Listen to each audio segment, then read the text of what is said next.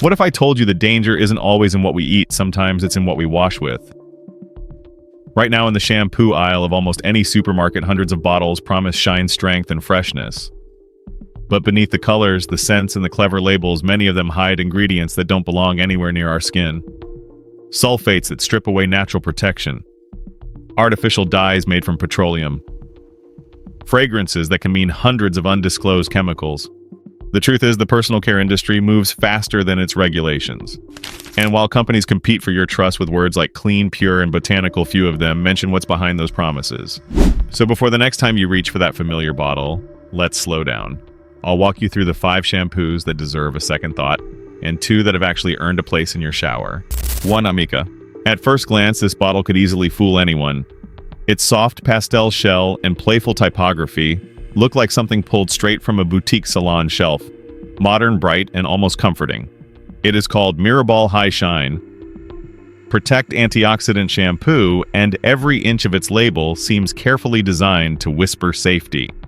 The name Mirrorball itself evokes celebration, reflection, even self-care.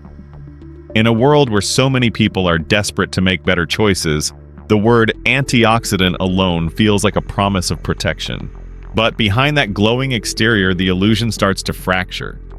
Because in early January of the year 2025, the United Kingdom's Office for Product Safety and Standards issued a recall notice that pulled this very product off shelves across the country.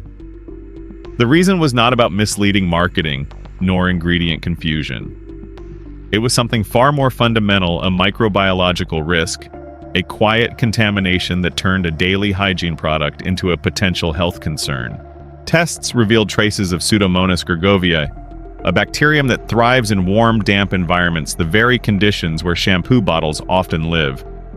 For most healthy people, this microorganism might cause nothing more than minor irritation. But for anyone with a compromised immune system, a damaged scalp, or a simple scratch on their skin, it can open the door to infection. The contamination may not be visible or detectable by smell. You might never notice it. Yet every time you lathered, you could have been introducing that bacterium directly to your scalp. The recall didn't target a single batch or lot. It covered all bottles sold through 2023 and 2024 in every size. That detail matters because it indicates not a manufacturing accident, but a systemic preservation failure. When a cosmetic product is produced, it relies on a delicate balance of stabilizers, surfactants, and preservatives to stay safe over time. One weak link, a mistimed temperature cycle, a mismeasured preservative, a contaminated raw ingredient can allow bacteria to multiply quietly even inside sealed packaging.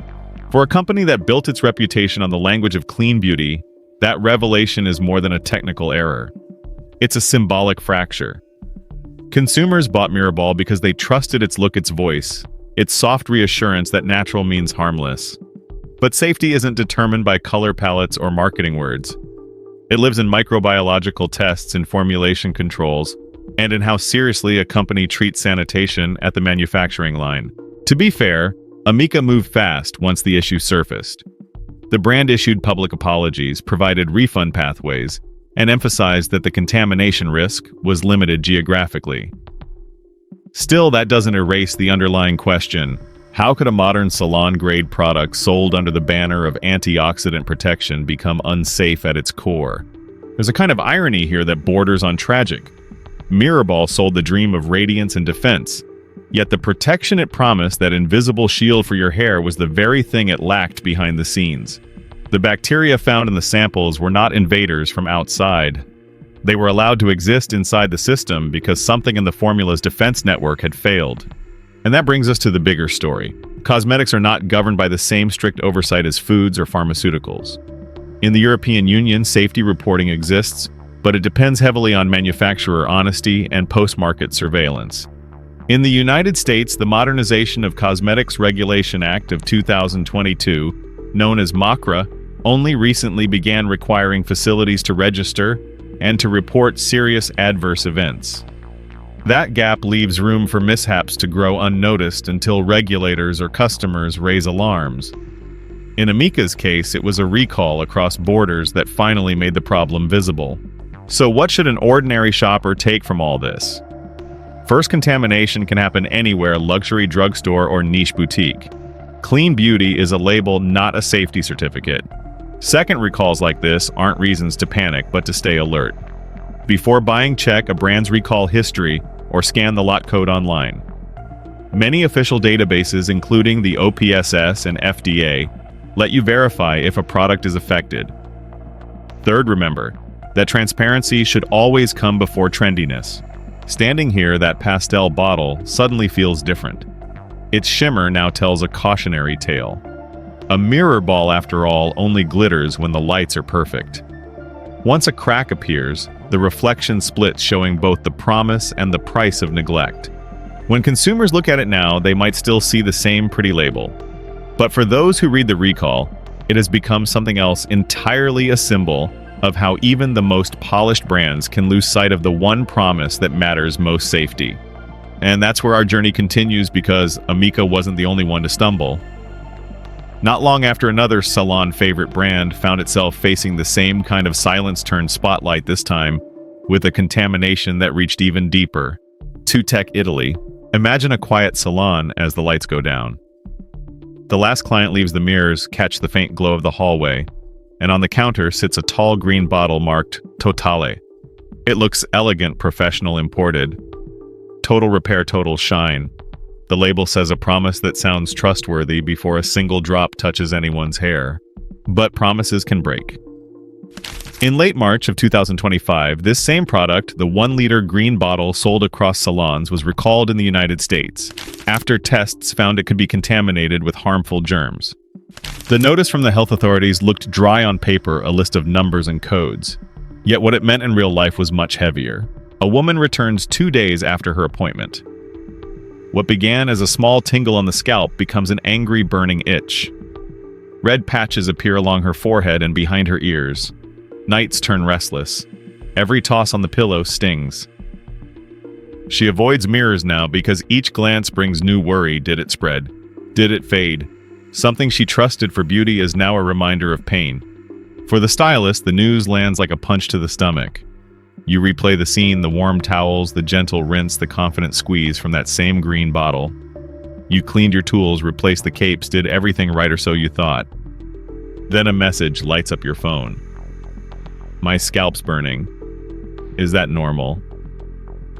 The guilt arrives before the explanation. You look at the half-used bottle on the shelf, and suddenly it feels poisonous, like a secret hiding in plain sight. The problem wasn't visible.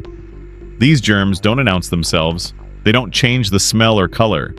They just sit quietly waiting. And when the bottle is large, the kind meant for dozens of clients, the risk grows each time the pump is pressed. Even a small trace of moisture, a bit of leftover shampoo near the nozzle, can turn the inside into a breeding ground. Soon the signs multiply. More clients call back, complaining of itching, of irritation that won't settle. Doctors prescribe creams, sometimes antibiotics. No one ends up in the hospital, but everyone loses something: comfort, confidence, trust. The stylist loses more. Word travels fast in beauty circles. An online review mentions redness that lasted for weeks. Another asks if the product was ever safe. You respond politely, explain the recall, promise refunds, replacements, anything to make it right. But deep down, you know that reputation is slower to heal than skin. Money starts to trickle out to refunding treatments, replacing bottles, buying safer brands. Training the staff again on hygiene, labeling everything, tightening the routine that already felt tight. You stand in front of that shelf, once proud, now half empty, and realize how easy it is to mistake expensive for safe. Meanwhile, the clients live their own quieter version of the story. They swap hats for confidence, cancel dinner plans because their scalp still burns, and wash their hair with trembling hands. Every shower becomes an anxious checkup. Is it getting better? Is it worse? The bathroom fills with bottles of mild baby shampoo, fragrance-free lotions, aloe gels, anything gentle enough to forget what happened. This is what it really means when a product like Total forgets cleanliness. It isn't just about factory codes or testing errors. It's about the chain of people who trusted that bottle, the stylist who used it with care, the customer who left smiling, and the slow realization that something meant to soothe could quietly harm. Luxury isn't only in the look or the name. It's in the discipline behind it, in the unseen standards that protect both hands and heads. When those standards slip, pain, moves silently from salon to home through sleepless nights and anxious mornings until someone finally decides that one elegant bottle is no longer worth the risk. And that's where this story leaves us a cracked mirror of beauty culture. Because the next names aren't niche or foreign. They're the ones sitting in every supermarket aisle promising convenience and volume. And their problems too will be louder. Tre Dove. There are very few names that sound as safe as Dove. It's the kind of brand people grow up with, the white bottles in hotel bathrooms, the pastel blue ads showing mothers and daughters the soft voice promising real beauty.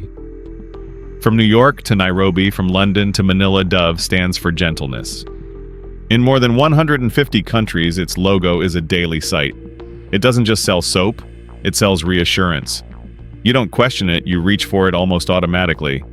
And yet in the fall of 2022, that calm image was shaken by something you couldn't see, touch, or smell. A problem so microscopic it fit inside the air itself.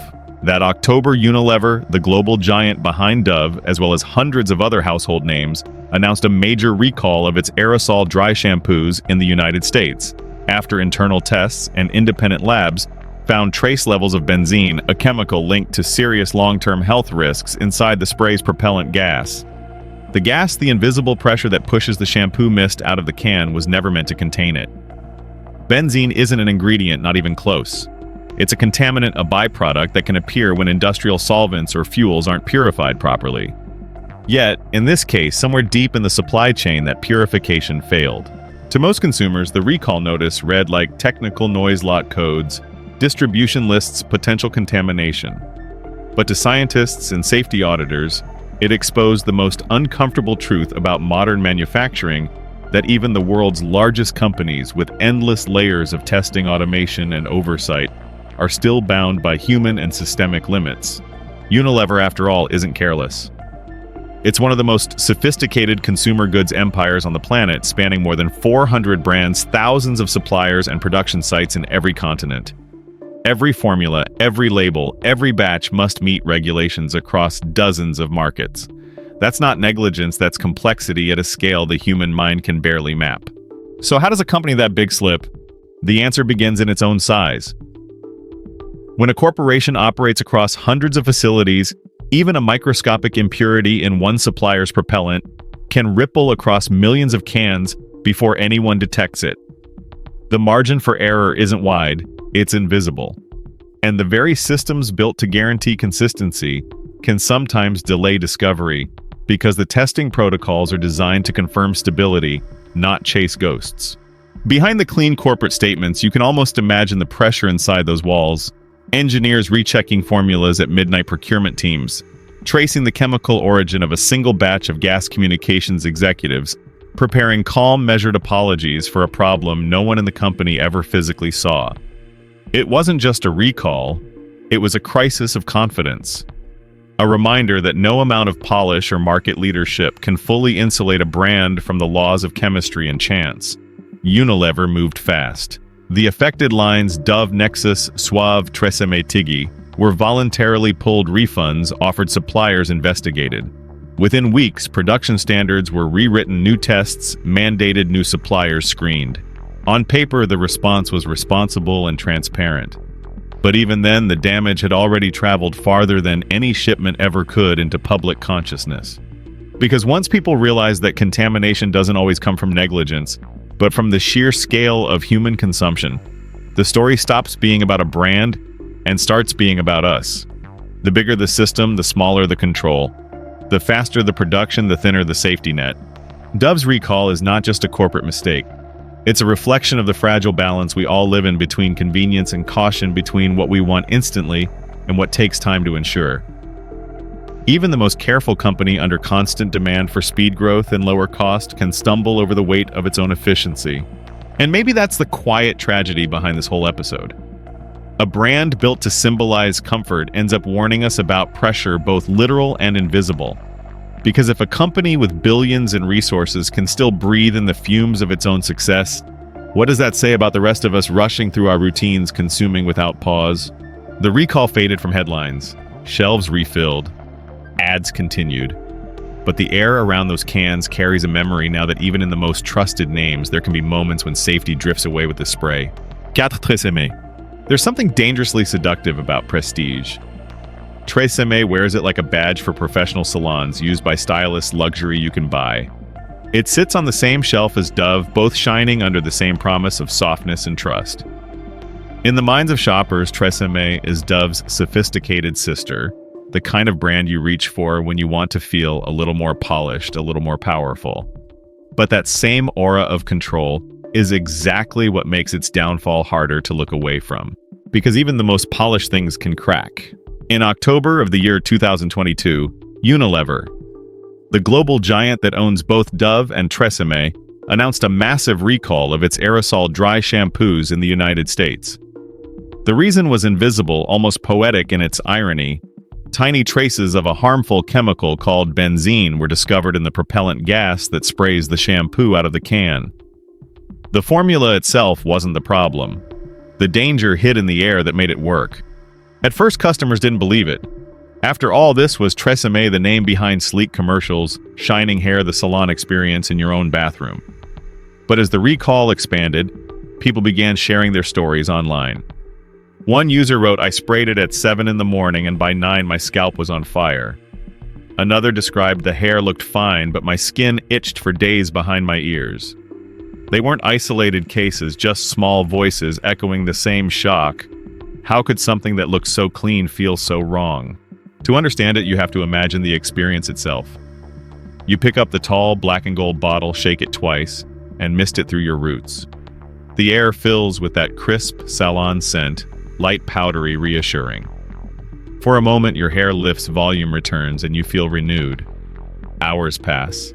Then a faint discomfort begins, like static beneath the scalp. It builds subtle but constant until brushing no longer helps. You wash it out expecting relief. But as the foam runs down the drain, your skin tightens, your scalp tingles, not with freshness but with fatigue. That's the truth behind the gloss. The product that promised convenience and confidence left behind irritation and doubt. And those doubts traveled fast.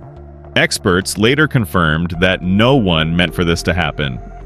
Benzene, they explained, doesn't belong anywhere near human skin or airways, even in trace amounts. It's a byproduct, a sign that something deep in the purification process went wrong. But that explanation, while scientific, didn't calm the emotional impact. The mistake might have been accidental, yet the disappointment was deeply human. Behind the sleek branding, there were engineers rechecking formulas, auditors tracing chemical shipments, and managers staying late to approve new testing. For every stylish advertisement that said professional perfection, there were dozens of unseen workers trying to hold that image together until it cracked. The same system that built Tresemme's identity of reliability was also the one that allowed a microscopic error to echo worldwide.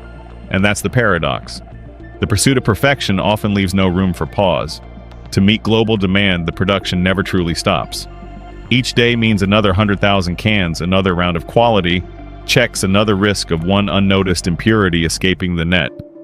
The very efficiency that makes a company successful also makes it vulnerable, because when everything moves this fast, even a brief lapse can spiral. For Tresemme, the recall didn't just threaten sales. It wounded the idea of trust itself. The brand that sold salon quality to millions discovered that quality can't survive without transparency. The beauty industry thrives on control over image, over texture, over shine. Yet here was a reminder that not everything can be contained by polish and packaging. After all, no matter how glossy the bottle, how elegant the slogan, or how familiar the name, one truth remains. Premium image doesn't always go with premium safety. 5. Nexus. If you believe that Nexus will add a touch of luxury to your hair, think again. The truth is literally more painful than that. This brand has long been the crown jewel of the hair care aisle: silver bottles, sleek fonts, minimalist science. Its slogan, "Born in salons, proven by science," feels like a promise carved in marble. Nexus was supposed to be different, the elegant middle ground between drugstore and designer, where performance meets purity. Yet in the fall of the year 2022, the illusion cracked. Nexus joined Dove, Tresemme, and others under the same recall notice: its aerosol dry shampoo contaminated with trace amounts of benzene, a chemical linked to health concerns. The irony couldn't have cut deeper. A brand built on clinical precision fell victim to the same invisible flaw that haunted them all. But this isn't really about benzene. It's not even about Nexus. It's about us. Because deep down, this story isn't only about a product failing. It's about how easily we get pulled into the performance of perfection. Nexus didn't deceive us with lies. It seduced us with familiarity. The soft shimmer of its bottle, the scent that hints of laboratories and lavender, the tagline whispering that beauty can be both natural and engineered. All of it is designed to make us feel safe. And in that feeling of safety, we stop questioning. We buy it because it looks cleaner, because it costs more, because it sounds smarter. Then when the headlines appear, we're not angry at the product, we're angry at ourselves for believing again. It's easy to point fingers at corporations to accuse them of manipulation, of greed, of carelessness. But the truth is far messier. Brands like Nexus aren't monsters. They're machines built to satisfy us faster, shinier, cheaper, better. And in that relentless race to please, they inevitably trip over the very perfection they promise. The factories that make our comfort possible also make our fragility inevitable. Every few months, a new bottle appears. New technology, new scent, new shine. We buy again, chasing that clean feeling, that fresh smell, that image of someone who has life under control. But the more we chase, the more we forget how tightly the loop closes around us. Buy, use, repeat until we're not consumers anymore, but part of the machine itself. So when Nexus fell, it wasn't just a corporate slip, it was a mirror. A reflection of our dependence on systems that never stop producing, never stop selling, never stop whispering that beauty can be bottled if you just pay a little more. And maybe that's why the recall hit differently. It didn't just make us fear chemicals. It made us realize how powerless we've become in choosing what touches our skin. Because no matter how cautious we think we are, we're still standing under the same bright lights, reaching for the next polished promise. But there's still a way out, and it doesn't start with boycotts or blame. It starts with awareness, with slowing down, with understanding that real luxury isn't in the shine of a label, but in the safety of what's inside it. That the most valuable ingredient isn't keratin, protein, or oil, it's transparency. Mistakes will happen. Systems will falter. Both companies and consumers will stumble through the same darkness of demand and expectation. But somewhere between them lies the light, the space where choice still exists, where curiosity can replace habit, where we stop buying promises and start reading truth. It starts in the next aisle, where ingredients or honest safety comes first, and the choices we make finally begin to make sense. 6 Honest Shampoo. Sometimes a brand doesn't need to shout to be trusted. It just needs to keep its word quietly, consistently, and clearly. That's exactly what Honest Shampoo has managed to do. Founded under the philosophy of safe products for honest living, it's one of the few names in the personal care aisle that still feels human. No inflated promises, no secret formulas, no celebrity slogans, just a transparent list of ingredients that you can actually pronounce. Customers notice that difference almost immediately. One review reads, "I didn't expect much, but after 2 weeks, my scalp finally stopped itching. It feels clean, not stripped." Another adds, "It doesn't foam like the regular shampoos, but somehow my hair looks fresher, lighter, and I don't need to wash it as often." That's not marketing, that's relief written by real people who've grown tired of trading comfort for convenience. What makes Honest stand out isn't luxury. It's restraint. It uses plant-based surfactants instead of harsh cleaning agents and simple natural oils like coconut, argan, and jojoba that cleanse without stripping. Experts often point out that the product's minimal formulation helps preserve the scalp's natural moisture barrier, something most commercial shampoos compromise.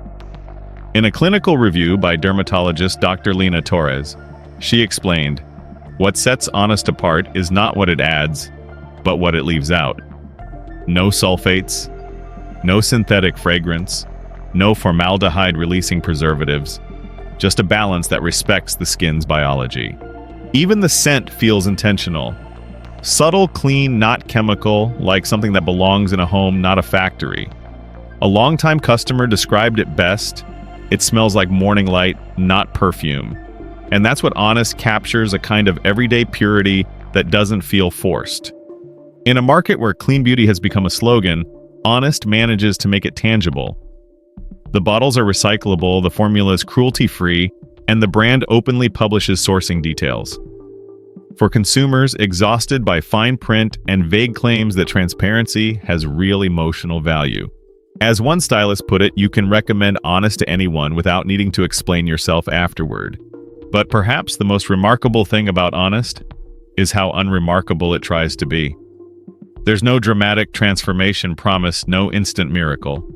Just consistency, a simple formula that works for most harms, almost none, and costs what it should.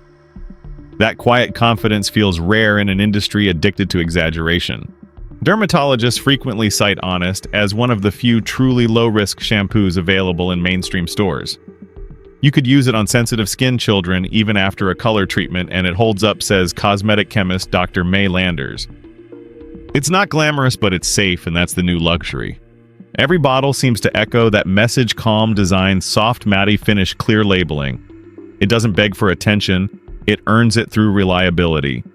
For countless consumers, especially those recovering from allergic reactions or irritation caused by harsher products, Honest isn't just a brand, it's a small return to peace. Because in the end, good shampoo doesn't need to impress you. It just needs to care for you quietly and honestly. 7 Acure Shampoo. If Honest represents trust through simplicity, then Acure embodies trust through craftsmanship. It's not the kind of brand that relies on a pretty label or a celebrity smile. What makes Acure stand out is the science of how it's made, the deliberate, almost patient process behind every bottle. At its core, Acure follows a philosophy called clean clinical. The brand's research and development team doesn't chase new trends or fancy-sounding chemicals. Instead, they start with biology, with what the scalp actually needs to stay balanced. Every formula begins in small lab batches, often tested for months, before a single label is printed. According to Dr. Rebecca Allen, a cosmetic formulation expert who has studied natural hair care chemistry for over a decade, Acure products are built backward. They don't ask what's trending, they ask what the skin barrier can safely tolerate. Then they work up from there. That approach may sound slow, but it's why their shampoos often outperform products with far larger marketing budgets. Take the Acure Curiously Clarifying Shampoo, for example. Each ingredient has a clear role. The cleansing base is derived from coconut and sugar compounds, gentle enough for daily use, but strong enough to remove buildup. The conditioning phase uses argan oil and organic lemongrass extract, not as fragrance fillers, but as antioxidants that protect the scalp from oxidation and dryness. There's no synthetic perfume. The scent comes from the oils themselves, balanced in microdoses after pH testing to ensure no irritation. Production happens in temperature-controlled stainless steel vats, where small batches are blended under low heat. This prevents the natural oils from breaking down, a detail most mass-market manufacturers skip for efficiency. Every batch goes through microbial safety tests and heavy metal screening, followed by stability checks under artificial humidity. Those extra steps add cost and time, but they also create consistency, the reason Acure's texture and scent stay identical from bottle to bottle. One of Acure's lead chemists once described the process in an interview. If a batch smells too strong or foams too much, we don't adjust it, we discard it. Purity isn't something you tweak later. That's rare discipline in a business where every percentage point of yield counts. Customers seem to feel that instantly. One longtime user wrote, "It's the first shampoo that made my hair feel alive again, soft, but not slippery, clean, but not squeaky." Another commented, "I used it after coloring my hair, and the shine actually lasted longer than with salon products." Beyond ingredients, Acure also focuses on sustainability. Their water is filtered on site, their bottles are made with 70% recycled material, and their production partners are verified by third-party ethical audits. That transparency feeds directly into the brand's reputation, not just as a green brand, but as one that respects the full life cycle of its products. In a world of fast beauty, Acure moves deliberately, testing, refining, and reformulating until each batch meets its quiet standard: effective, safe, and kind. It's the kind of dedication you can't fake because it doesn't happen in front of cameras. It happens in the stillness of a lab under white light and hands that value precision more than promotion. That's why Acure has earned its place among the few truly safe shampoos. Because when something is made with patience and care, you don't just see the difference, you feel it. After all, in a world overflowing with options, The real luxury isn't in the bottle, it's in awareness. We can't avoid every mistake or impurity, but we can choose how we respond to them. The truth is, safe products don't just protect our hair or skin, they protect our peace of mind. When we slow down, read the label, and learn what we're putting on our bodies, we take back a kind of control that advertising can't sell. That's not fear, that's freedom. So the next time you walk down that glowing aisle, remember not everything that shines is clean, and not everything that's simple is weak. Choose with intention. Support the brands that earn trust, not demand it. Remember, beauty doesn't begin in a lab or a logo, it begins with us. This video does not promote division within the United States or encourage segregation. All content is presented for the purpose of exploration, analysis, and fostering discussion based on current events, public sentiment, and social trends. We fully respect the United States Constitution and all federal regulations. If today's analysis made you think, drop a comment so we can keep the conversations going. And don't forget to like, subscribe, and hit the bell so you will never miss our next independent deep dive.